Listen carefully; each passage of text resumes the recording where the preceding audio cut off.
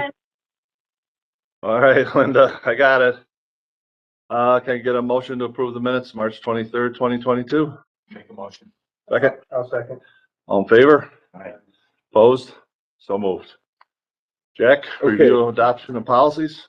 So Laura and I have been going back and forth with some of the policies and some of the things that the ABO caught that weren't on our website.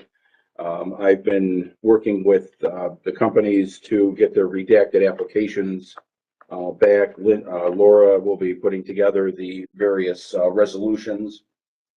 So on there, pardon me, on the website, we'll have to put the inducement resolution, seeker resolution, final resolution, statement of findings, things like that. So, I've got a bunch of work to do to put all it, because I put all the stuff up onto the website also.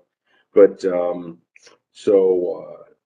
we are, kind of rounding home with that. I've got probably 75% of the applications back from everybody. We have until Laura had put together a letter for me to send to the state for extending, because again, there's just myself, I'm just trying to wrangle all this stuff together along with Laura. She does a great job helping me. Again, we're to that point, we're just kind of putting it all, what needs to be done. The policies that we have that I sent out to you, and that's why you received the resolutions. I'll try to work with the Adobe to put everything into like one packet, because we need to put the board packets. So whatever I'm sending to you in the emails, in essence, needs to be into the onto the website also. So, and I had sent these to you, the conflict of interest policy, the property acquisition policy. So those need to be approved. The procurement policy is more just designating Vin as the acting chairman, as the procurement officer. So that's the only change that needs to take place on that policy in particular. And then, so we'll need approval of those. And then I laid out with Laura's assistance the different the finance, audit, and governance committees. So again, the finance will, we typically don't have so much activity that we the finance officer, who is our chairperson, is Buffa, that we have meetings few times a year. So what we decided is that the finance finance committee will meet in September to approve the budget. Okay, so that's what they're, at least right now, that's what their function will do. Both the audit and governance. So the audit, we understand what that is. The governance is all the public authority documents. So Vin is head of the audit. Mark, you're head of governance. So we'll do that in that late March meeting, where I get the audit finally from the auditors, and then approve all the different documents and all the reports and all that. So that's when those groups will meet. I've already been onto the website to basically put some of these dates in here, some of the committee structures and stuff like that. So again, right now we're looking to get approval of the conflict of interest, the property acquisition policy, and again, Vin is the officer for the procurement side of things. Laura or Linda, anything to add on that? Not unless there are any questions. Questions on them? No. No. Linda, should we do them individually or as a whole? I think you do them as a whole. Okay. Can I get a motion to approve the conflict of interest policy, the property acquisition policy, and the procurement policy officer, finance, audit, and governance committees, and board member occupations? John, second? Second. All in favor? Aye. Opposed? So moved. The recapture policy is in the docs already, is in the leaseback agreement. So we don't necessarily need to approve it because it's already part of what we do, but it is, Laura actually pulled it out, and then so it stands on its own, and it's already onto the website. Johnson Park. Okay, Johnson Park, we need to consider a final authorizing resolution relating to the Johnson Park Green Living LLC facility, approving financial assistance in the form of a pilot agreement for 30 years, which financial assistance is a deviation from the agency's uniform tax exemption policy, and authorizing the form and execution of related documents, all in the agency's customary form, subject to council review. Okay, this is that housing project, Correct. low income housing project. Yep. Homeless. Homeless in particular. They'll have a community center. I think they're looking to create 7 jobs, Mhm. at the center. And they have a number of lots that they're probably underutilized, around their campus there. Mhm. So that's what they're. Did they started this yet or no? I don't think so. No. No, they're waiting on the, I think on their financing and credits and stuff. Okay. Okay, can I get a motion to consider final authorization resolution? I'll move. Second. John, all in favor? Aye. Opposed? So moved. Okay, Sturgis Manufacturing, again, here to consider a final authorizing resolution relating to the Sturgis Manufacturing Company, Inc. Facility, approving financial assistance in the form of exemptions from sales tax, which financial assistance is consistent with the agency's uniform tax exemption policy, and authorizing the form and execution of related documents on the agency's customary form, subject to council review. And again, they're only getting the sales tax exemption from us for the construction and expansion of their facility, perhaps some additional equipment that they'll need. Most manufacturing equipment is tax exempt by nature. I don't need to tell, I don't need to look at you. You already know this stuff. It is? That's why those things are wrong all the time. Every day.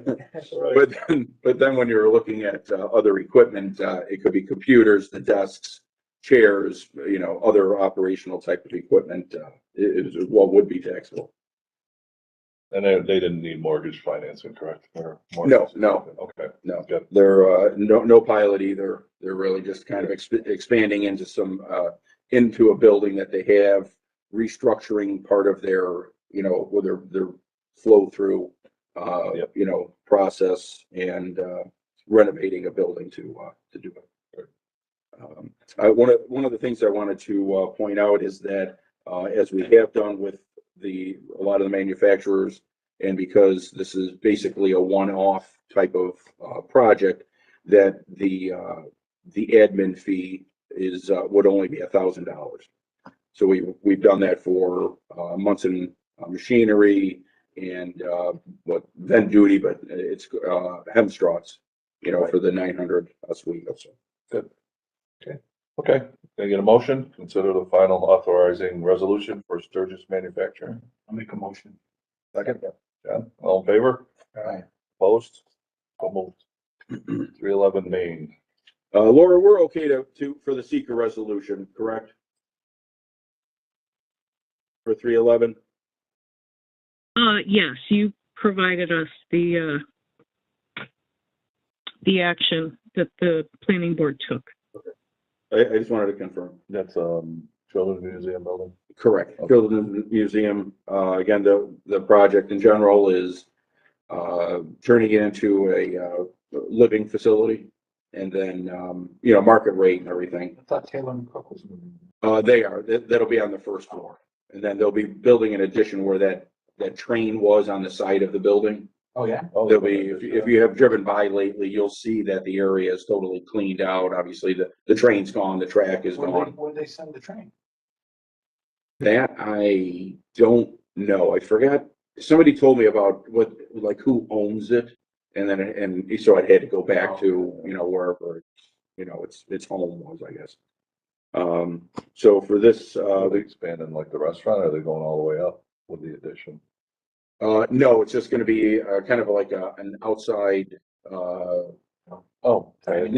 yeah, but it's glass enclosed and stuff like that. Oh. So there'll be an addition onto the building, perhaps some open air, patio type of dining also. And then again, with because it's a historic building, not much of the prevailing wage, if any, will apply to their project. So again, they approved prevailing wage earlier this year on all IDA projects that are above $5 million and where the public benefit to the project is 30% or more. So whatever the IDA's pilot would be, the sales tax exemption, mortgage recording, but then also if they got a CFA from the state, if they got any other type of state funding, then all of that goes into that pot of that 30%. So if they're at $7 million, but the benefits total 29%, then prevailing wage would not apply. Okay, if it's 31%, then it does apply.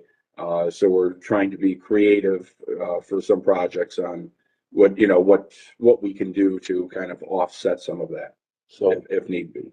because it's historic, it doesn't fall under the prevailing wage. There are certain criteria, and I will send it out to you just so you have an idea, a kind of a checklist, if you will, of what, low-income housing tax credit projects, such as like Ogleston, that they won't get hit with the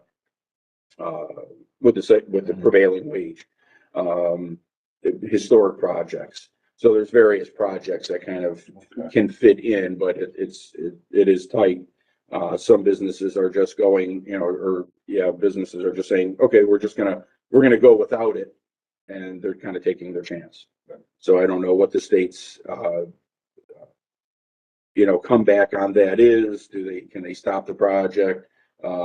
Just give us the income numbers for everybody, and then do the prevailing wage for the respective the carpenters, the steel workers, the masons, whatever it may be. So again, consider a final or a secret resolution relating to the 311 Main Street Holdings LLC facility. Can I get a motion?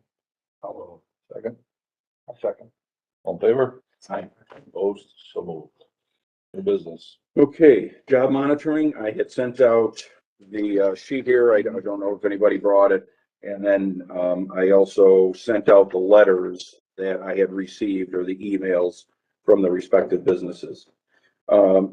Just kind of going down on my list here for those that are in red, so we have an unwritten rule, I think, that if a company meets 85% of their goal, so if they're supposed to create, we'll say 100 jobs, then, and if they created 85, then they would be satisfactory with our group here. So those that are in red, which are not at 85%, I'm just going to kind of read down and then fill you in just a little bit. So the Stanley is at 44%, but because of the tax exempt nature of that project, when they use the new market tax credits, they needed to form a for-profit entity that owns the property. So even though they're at 44% of their goal that they stated, that project was really never about the job creation. It was just trying to help the Stanley because they were in this situation with the credits. So we've never really, harped on them or put the needle to them. 167 Genesee Street is the Jimmy John's and the Wedgwood. Westwood. Thank you, Westwood. That'll do too. Received a letter. They're at 67%, and in there she stated that because of the COVID, and just trying to get people to work back into the restaurant or in the market, the fresh market that they have, then they're a little down. Quanterian, Preston McDermott sent a letter, and in there he states that the federal government had pulled a number of issued contracts from them. So if they're pulling the contracts, and they have to let people go because there's just no work for them then to do. What percent are they at? They're at let's see, 29%.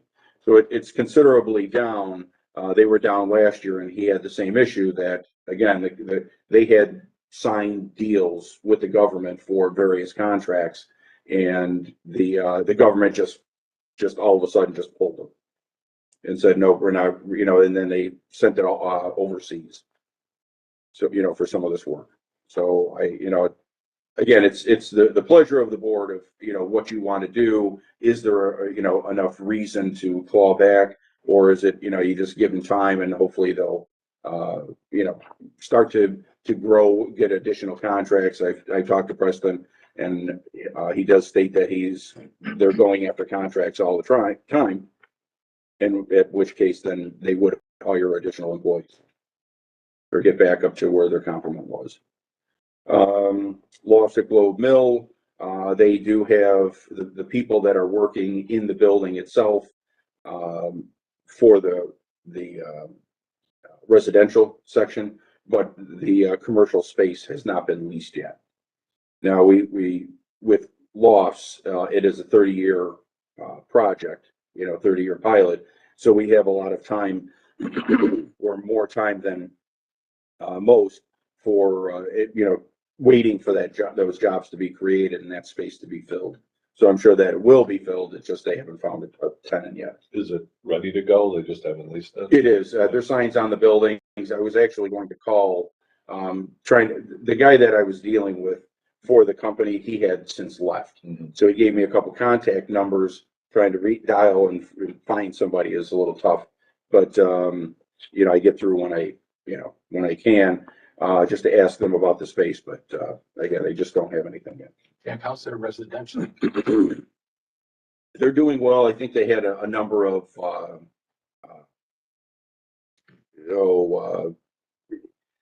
evictions because people were acting up or doing whatever or just not paying the rent during the COVID. So they're dealing with it just like any other landlord would. I can get a number on that just for this board. And so I'll ask about that.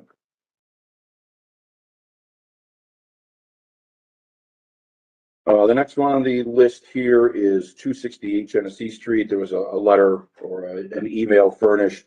The restaurant has opened, but obtaining employees is a challenge. Yeah, it looks like we could all go to work there if we wanted to. Right. Right. Yeah, there's just not a ton of people there, and Francis is very irked. Just for an example, I used to go to lunch over at Ocean Blue. Okay, they don't have lunch anymore because they just don't have the people during the day. So they only open at 4 o'clock on the number of days that they actually are working. The other is Slocum Dixon is at 0, but the project isn't finished. 1900 Bleecker is not finished, nor is GSCB or which is the Empire Kitchen and Bath building Oh, okay. on the corner there. And then Utica Travelers is not completed either. So that's the list that I have as far as those that are under the 85%. So I'm not, and Should we monitor them more frequently than once a year? Than I the think ones we that are can in? monitor. I agree with yeah, I mean, I definitely can. The numbers that I get from here are from the annual report that I send out. So that's, it's just a convenient way that I'm always, able to track and I have that vehicle. But for these in particular, I'll make it a quarterly. Yeah. I mean, COVID can be the boogeyman for just can't be the boogeyman forever. Yeah. Right. No, but again, Good excuse. yeah, I mean, I understand because again, if I'm looking at, for example, Ocean Blue and they, had a robust lunch, but now they don't have it at all. It's because he can't find employees and, it goes for that restaurant Well, you can find employees. There are plenty of employees. Just, as long as they apply. Right. yeah. Yeah, that's always part of the issue. Yeah. What's his name? Simeon told me the other day, they finally have found 3 Yeah. that stayed more than 3 weeks. So Yeah. they're coming and going. Why the people not working? I don't either. It's in every industry. You can't find people to work. It's really a crisis. Why, are It they is. still collecting? I mean, they can't. Well, the they just enhanced get stuff done? unemployment's gone. Yeah, all of that is going. Regular unemployment. Can't live on it. Yeah. Yeah. It doesn't. Yeah. No, for example, and it's not just in the restaurant industry, Austin Mohawk They make they're down in the East Utica Business Park. They make kiosks. So it could be the announcer's booth over at the high school stadium or college stadium. It could be where the guard sits. It could be well, they kind of taken away, but the toll booth type of concept. And he says that he can't get forklift operators, an accountant. I mean, he has a list of 5 or 6 jobs, and he says because of COVID, I just can't. There's just nobody applying for the jobs, and that's a totally different When industry. you think about accountants and forklift operators, they're not minimum wage jobs. Right. No, I mean, it's not. no, and Nothing's a minimum wage Yeah. anymore. no, Exactly. and they're all probably around $18 to $20 an hour. Yeah. So it's just like Linda said, it's just tough to get employees in general. Are they all living in their parents' basement? I mean, that's the deal, those are the jobs you want to get out. There's a lot of that, eh? Right. Yeah, so put Yeah, cancer in car. So again, I will do the quarterly reporting, so I'll ramp that up. Yeah, and see what the progress is, maybe quarterly, we can get an update on on the ones that are below, the ones Sure. that are fine, we don't need to hear about. Okay. it, so. Jay, can we get, not to beat a dead horse, but can we get criticized by the state for not taking action? I'll defer to my counsel to see if they have any thoughts. I think it's up to the board if we believe that what they sent us and told us, are reasonable and honest in what their issues are. But, counsel, any thoughts? It's generally at the discretion of the board. There might be a portion that's mandatory recapture, but I think at this point, I don't think, I haven't heard the state stepping in. I think because of COVID, I mean, everybody's got an excuse. I don't know how much longer that's gonna hold up, but for the last couple of years, I mean, numbers that haven't been met have primarily, they blame COVID, and there hasn't really been an issue. But generally, the board takes a look at everything, and it's at the board's discretion. If I could just also weigh in, if you take a look at your recapture policy, there are certain conditions that the board agrees to review. One of them is an evaluation of industry trends. Another is a loss of a major supplier or customer, natural disasters. So the board is obligated to review these companies under its policy.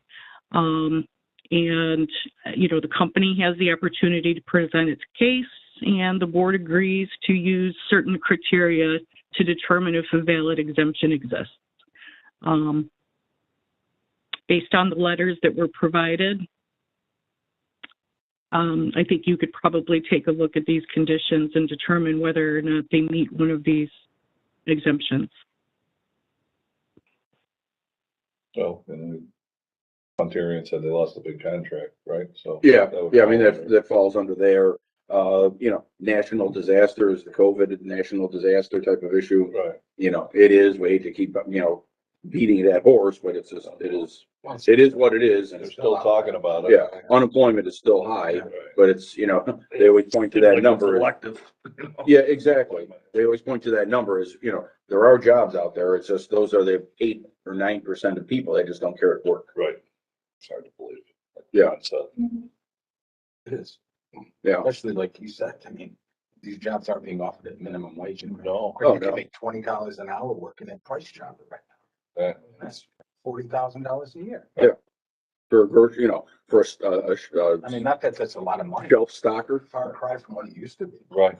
Yeah, oh, absolutely. So if, All right, if anything the else? board is in Go ahead. agreement, we can work with Jack to prepare letters to each of the companies that just explains that the board has reviewed their letters, taken it under advisement, reviewed its recapture policy, and, let them know its determination, whether you've decided to defer recapture at this time and request that they submit quarterly reports. That makes sense. That's a great idea. Thanks, Laura. And I'll come up with some type of a quick form that they can sign off on and attest to it. Yeah. You can monitor it going forward. No, probably just a motion to approve our deferring. And then with the letter and stuff like that, and then quarterly. A motion to approve the writing of the letter to the people who are behind and deferral on the clawback at this time. Make a motion. Second. All in favor? Aye. Opposed? So moved. That is it for me. Motion to adjourn. Hang on, Jack, Vin, could you, Yeah.